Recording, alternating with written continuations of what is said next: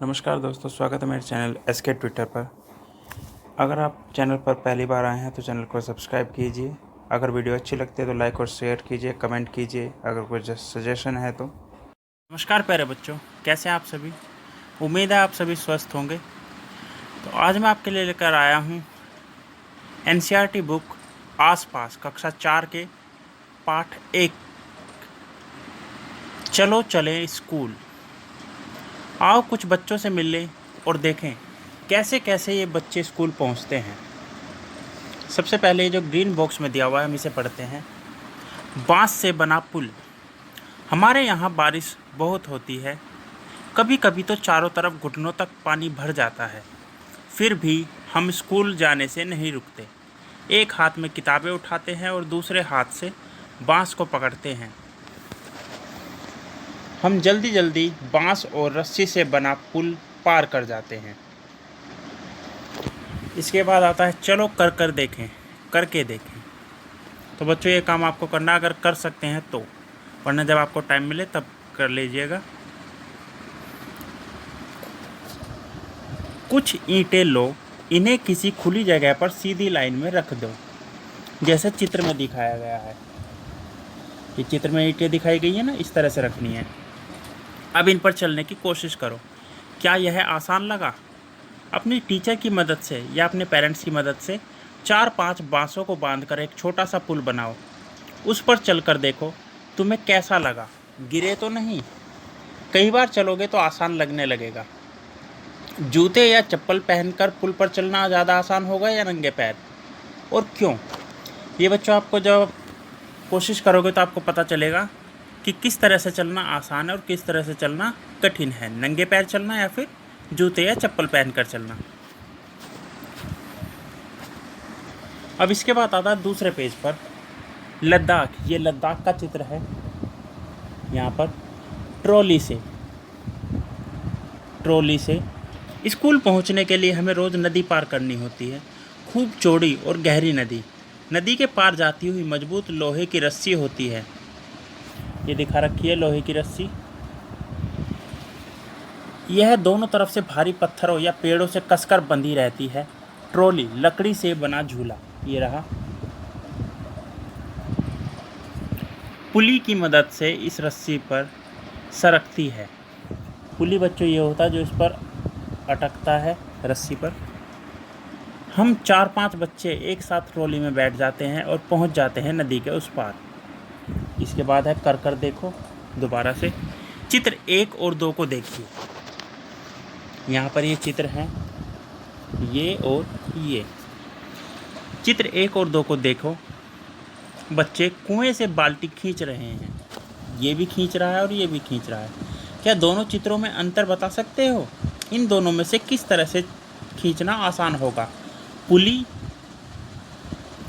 होती है घिरनी के साथ या बिना पुली के। अब देखिए ये जो बच्चा है दूसरे चित्र में, इसने यहाँ पर रस्सी को इस पुली से लपेट रखा है और उसके द्वारा ये बाल्टी को खींच रहा है। जबकि ये जो पहला चित्र है इसमें ये बच्चा हाथ से बाल्टी खींच रहा है।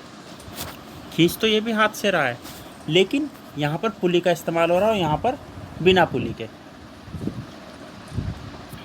तो अब आप सोचिए कि इस तरह से खींचना आसान होगा, इस तरह से ज़्यादा ताकत किस में लगेगी? अपने आसपास देखो, तुम कहाँ कहाँ पुली का प्रयोग देखते हो, उसकी सूची बनाओ। आपके आसपास कई सारे काम होते रहते होंगे, तो जिन कामों में पुली का इस्तेमाल होता है या प्रयोग होता है उनकी सूची बनाओ कि कहाँ कहाँ पर पुली का इस्तेमाल होता है। जैसे तुम भी चरखी या खाली धागे की रील से पुली बनाकर कुछ सामान उठाने की कोशिश करो, जैसे इस लड़की ने किया हुआ चित्र में ये। ठीक है बच्चों, अब चलते हैं अगले पेज पर। अब हम आ गए हैं पेज नंबर 4 पर। सीमेंट का पुल। ये बच्चों सीमेंट का पुल दिखाया गया है यहाँ पर।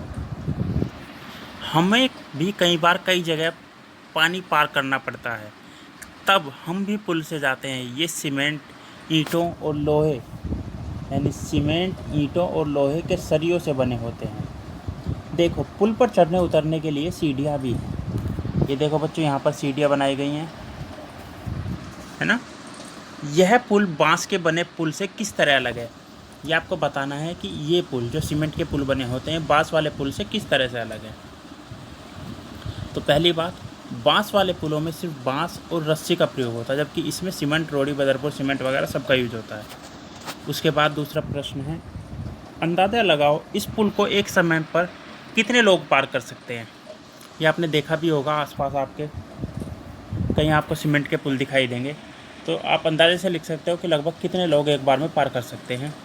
तुमने देखा कि कैसे बच्चे अलग अलग पुलों की मदद से ऊबड़ खाबड़ रास्ते और नदियों को पार करके स्कूल पहुंचते हैं। अगर तुम्हें मौका मिले तो तुम कौन से पुल से जाना चाहोगे और क्यों।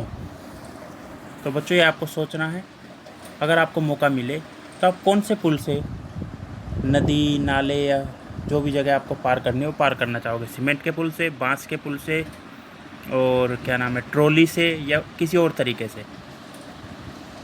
ये आपको लिखना, और क्यों, किस चीज़ में आपको आसानी होगी और किस चीज़ में आपको कठिनाई होगी ये भी बताना है।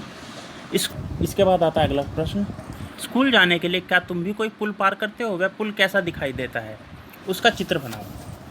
अब जब आप स्कूल आते हैं तो आपको रास्ते में कई सारे पुल दिखाई देते होंगे, उनमें से अगर आपको कोई पुल पार करना पड़ता है तो उसका चित्र बनाना है इस प्रश्न में। इसके बाद अगला आखिरी प्रश्न इस पेज का, अपने दादा दादी से पता करो कि उनके बचपन के समय में पुल कैसे होते थे। या आप अपने घर वालों से पूछ सकते हो, आपके दादा दादी से, मम्मी पापा से, वो आपको बता देंगे और वो आपको यहाँ पर लिखना है। अब चलते हैं अगले पेज पर। अगला प्रश्न, अपने आसपास किसी पुल या पुलिया को देखो और उसके बारे में कुछ बातें पता करो। ये बातें पता करनी है। पहला, वह कहाँ बना है, पानी पर, सड़क पर, पहाड़ों के बीच या कहीं और। दूसरा, पुल को कौन कौन पार करता है, लोग ही जाते हैं या जानवर और गाड़ियाँ भी जाती हैं। क्या वह पुल पुराना सा लगता है या नया बना हुआ। पता करो कि वह पुल किन किन चीज़ों से बना है, उन चीज़ों की एक लिस्ट बनानी है। उसके बाद उस पुल का चित्र कॉपी में बनाओ। पुल पर चलती ट्रेनें, गाड़ियाँ, जानवर और लोग दिखाना मत भूलना, यानी जो उसे पार करते हैं। अगर ट्रेन चलती है उस पर तो ट्रेन का चित्र बनाना है उस पर। अगर गाड़ियाँ चलती हैं, जानवर चलते हैं, लोग चलते हैं तो उनका चित्र बनाना है। उसके बाद सोचो अगर वह पुल नहीं होता तो क्या क्या परेशानियाँ होती, यानी अगर वो पुल वहाँ पर ना होता तो लोगों को क्या परेशानियाँ होती। कुछ अन्य तरीके देखते हैं जिनसे बच्चे स्कूल पहुँचते हैं। जैसे वल्लम एक जगह है केरल में। वल्लम केरल में इस्तेमाल होने वाली एक नाव है। केरल के कुछ भागों में बच्चे पानी को पार करने के लिए वल्लम का मतलब होता है लकड़ी की बनी छोटी नाव में बैठकर स्कूल तक पहुंचते हैं। ये चित्र दिखाया हुआ है केरल का। ये बच्चे नाव से उतर रहे हैं। इसके बाद, क्या तुमने किसी और तरह की नाव देखी है।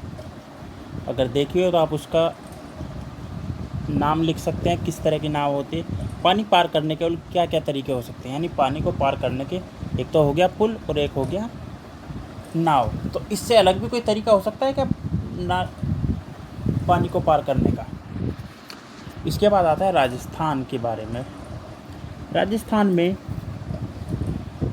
ऊँट गाड़ी का इस्तेमाल होता है। हम रेगिस्तान में रहते हैं, हमारे यहाँ दूर दूर तक रेत ही रेत नज़र आती है। दिन में तो रेत खूब तपती है और हम ऊँट गाड़ी में बैठकर स्कूल जाते हैं। यानी ये बच्चे कैसे स्कूल जाते हैं, ऊँट गाड़ी में। क्या तुम कभी ऊँट गाड़ी या तांगे पर बैठे हो, कहाँ, खुद चढ़े थे या किसी ने बैठाया था। ये आपको यहाँ पर लिखना है इन तीनों लाइनों में। अगर आप कभी ऊँट गाड़ी या तांगे में बैठे हो, तांगा हम यहाँ बैलगाड़ी या घोड़ा गाड़ी को भी बोल सकते हैं। अगर उसमें बैठे हो तो खुद बैठे थे या किसी और ने बैठाया था और कहाँ पर। उसके बाद तुम्हें उस गाड़ी पर बैठकर कैसा लगा, अपना अनुभव कक्षा में बताओ। कक्षाएं तो अभी बंद हैं, तो आप फ़िलहाल अपनी बुक में यहाँ पर लिख सकते हैं कि आपको कैसा लगा बैलगाड़ी। हम बैलगाड़ी पर बैठकर हरे भरे खेतों में से धीरे धीरे निकलते हुए स्कूल पहुँचते हैं। ये बच्चे हैं, मैदानी इलाकों का एक गांव है, यहाँ पर क्या करते हैं, बैलगाड़ी में बैठकर स्कूल जाते हैं। खेतों में से धीरे धीरे निकलते हुए स्कूल पहुँचते हैं। तेज़ धूप या बारिश हो तो हम अपनी छतरियाँ खोल लेते हैं। छतरियाँ धूप से बचाती हैं।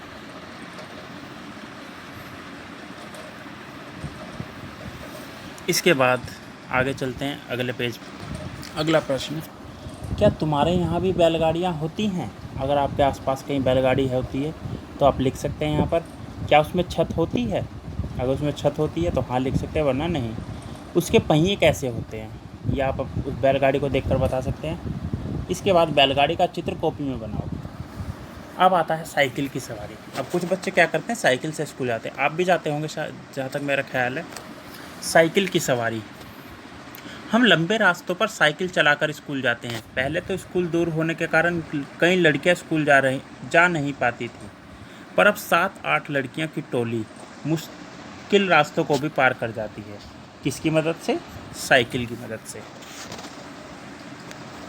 तुम्हारे स्कूल में कितने बच्चे साइकिल से आते हैं, ये आप अपने दोस्तों से पता करके लिख सकते हैं यहाँ पर।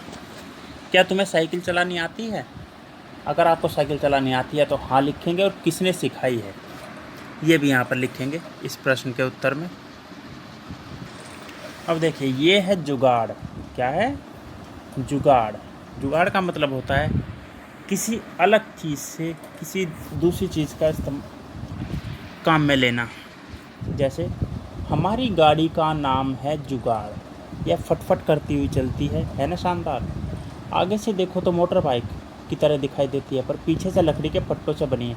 ये आपको गांव में दिखाई देगी। हमारे टाइम पे गांव में जब जाते थे तो इसी गाड़ी का इस्तेमाल करते थे, जुगाड़। इसमें क्या करते हैं, आगे किसी भी गाड़ी का इंजन लगा देते हैं और पीछे बैलगाड़ी की तरह लकड़ी के पट्टों से एक गाड़ी बनाकर इसमें जोड़ देते हैं। तो ये होता है हमारा जुगाड़।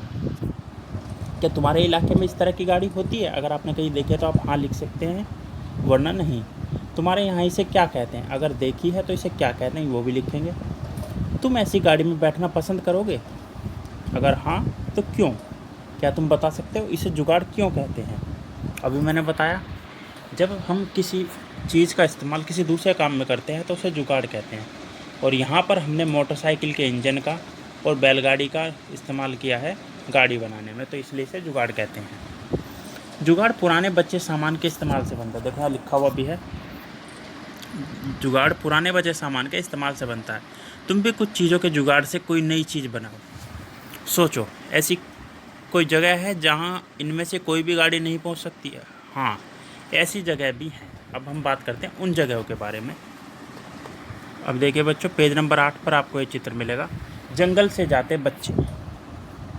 ये बच्चे यहाँ पर जंगल के रास्ते से स्कूल जा रहे हैं, और यहाँ पर ना कोई गाड़ी चलती है, ना कोई बैलगाड़ी, कोई तरीका नहीं है। पैदल जाना है जंगल पार करके। स्कूल पहुँचने के लिए हमें जंगल से निकलना पड़ता है। कहीं कहीं जंगल इतना घना होता है कि दिन में भी रात जैसा लगता है। उस सन्नाटे में कई पक्षियों और जानवरों की आवाज़ें सुनाई देती हैं। तो ये है जंगल का रास्ता, जहाँ पर कोई गाड़ी नहीं चलती, पैदल जाना होता है। क्या तुम कभी घने जंगल या ऐसी किसी जगह से गुजरे हो? अगर हाँ तो कहाँ? अपने अनुभव के बारे में कॉपी में लिखो। इसके बाद, क्या तुम कुछ पक्षियों की उनकी आवाज़ों से पहचान सकते हो? कितनों की आवाज़ खुद निकाल सकते हो? आवाज़ निकालनी है और अपने घर वालों को सुनानी है। इसके बाद एक और जगह है जहाँ पर गाड़ियाँ कम यूज होती हैं, बर्फ़ पर चलते बच्चे। उत्तर की पहाड़ियाँ हैं। देखो हम कैसे स्कूल पहुँचते हैं, मीलों फैली बर्फ़ पर चलकर। हम हाथ पकड़ पकड़ कर बर्फ़ पर पैर जमाते हुए ध्यान से चलते हैं। ताज़ी बर्फ़ में पैर धंस जाते हैं। अगर बर्फ़ जमी हुई हो तो पैर फिसल भी सकते हैं। तो ये है बर्फ़ीला रास्ता। यहाँ पर भी गाड़ियों का इस्तेमाल कम होता है, यहाँ पर पैदल जाना पड़ता है। क्या तुमने इतनी ज़्यादा बर्फ़ कहीं देखी है? कहाँ? फिल्मों में या कहीं और? वो आपको इस प्रश्न के उत्तर में लिखना है।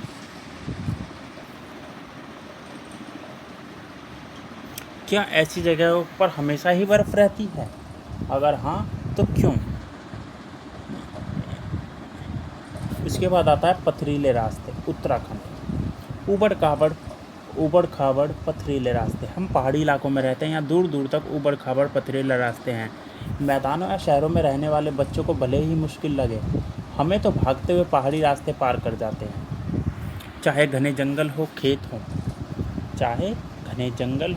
हो, पहाड़ हो या फिर दूर दूर तक फैली बर्फ़, हम बच्चे स्कूल पहुंच ही जाते हैं। क्या स्कूल पहुंचने में तुम्हें भी कोई परेशानी होती है? अगर हाँ तो क्या परेशानी होती है वो आप यहाँ पर लिखेंगे इस उत्तर में। इसके बाद तुम्हें किस महीने में स्कूल जाना सबसे अच्छा लगता है? कौन सा साल का ऐसा महीना है जो आपको सबसे अच्छा लगता है स्कूल जाने में, और क्यों, वो आप यहाँ पर लिखेंगे। तो फिर मेरी चाल देखना। अब देखते हैं आपकी चाल। मैदान में या स्कूल में किसी खुली जगह पर सब बच्चे इकट्ठे हो जाओ। अब नीचे दी गई स्थिति, इसे आप तभी करें अगर आप करने लायक हैं तो, परेशान मत होना ना। अब नीचे दी गई स्थितियों में तुम कैसे चलोगे करके दिखाओ। अगर ज़मीन एकदम गुलाब की पंखड़ियों जैसी हो, मतलब एकदम मुलायम मखमली ज़मीन, प्लेन ज़मीन, तो कैसे चलोगे। अगर ज़मीन कांटों भरे मैदान में बदल गई हो और आसपास ऊंची ऊंची घास हो तो कैसे चलोगे। अगर ज़मीन ठंडी ठंडी बर्फ़ से ढक गई हो, क्या हर बार तुम्हारी चाल बदली। इस बारे में आप चर्चा करेंगे अपने घर वालों से, क्योंकि फ़िलहाल स्कूल बंद है। बच्चों से अगर कर सकते हैं तो कर लीजिए, वरना अपने घर वालों से चर्चा करेंगे। इसके बाद चलते हैं आखिरी पेज पर। तो बच्चों ये है इस पाठ का आखिरी पेज। बच्चों की कलम से। सज़ा नहीं, टेस्ट में फ़ेल हो गए तो 30 डंडे। ये हमारे टाइम की बातें हैं। टेस्ट में मस्ती की तो 15 डंडे। होमवर्क नहीं किया तो 8 डंडे। नाखून दांत ड्रेस साफ़ सुथरे न हो तो 30 दंड बैठक। अगर टीचर क्लास में न होने पर मस्ती करोगे तो 2 घंटे एक पैर के बल खड़े रहना। अगर आधी छुट्टी के समय पर क्लास में नहीं पहुंचे तो 1 घंटे तक दोनों हाथों को ऊपर करके बेंच पर खड़े होना। ये है 2006 की बात, अगस्त 2006 में। सागर मिश्रा, कक्षा 5, चकमक, देवास, मध्य प्रदेश की बात है ये इसने बताया कि इसे किस तरह की सज़ा मिलती थी इन्हें अपने टाइम में। अब आप बताओ, क्या तुम्हारे स्कूल में भी सज़ा मिलती है? किस तरह की सज़ा मिलती है? वैसे तो आजकल स्कूलों में सज़ा कम ही मिलती है, फिर भी अगर आपको मिलती है तो आप यहाँ लिख सकते हैं किस तरह की सज़ा मिलती है। तुम क्या सोचते हो, स्कूल में सज़ा होनी चाहिए या नहीं, ये आप अपने आप लिखेंगे। यदि तुम्हारा ऐसी किसी घटना से सामने हो तो तुम किसे बताओगे। कैसे शिकायत दर्ज करोगे कि आपको सज़ा मिल रही है। क्या सज़ा देना ही गलत काम के सुधार का तरीका है। सुधार के लिए ऐसे नियम बनाओ जिनमें बिना सज़ा के स्कूल में सुधार हो जाए। इसके बाद अंत में अपने सपनों के स्कूल का चित्र कॉपी में बनाओ और कक्षा में उस पर अपने साथियों से बातचीत करो। कक्षा में अगर नहीं कर सकते हो तो अपने दोस्तों से फ़ोन पर बातचीत कर सकते हो। तो इसी के साथ आज का हमारा पाठ आओ स्कूल चलें यहीं पर समाप्त होता है। तो बच्चों, पाठ को आप पढ़िए। अगर आपके पास किताब है तो किताब से पढ़िए, नहीं है तो इस वीडियो के थ्रू आप इस पाठ को पढ़ सकते हैं।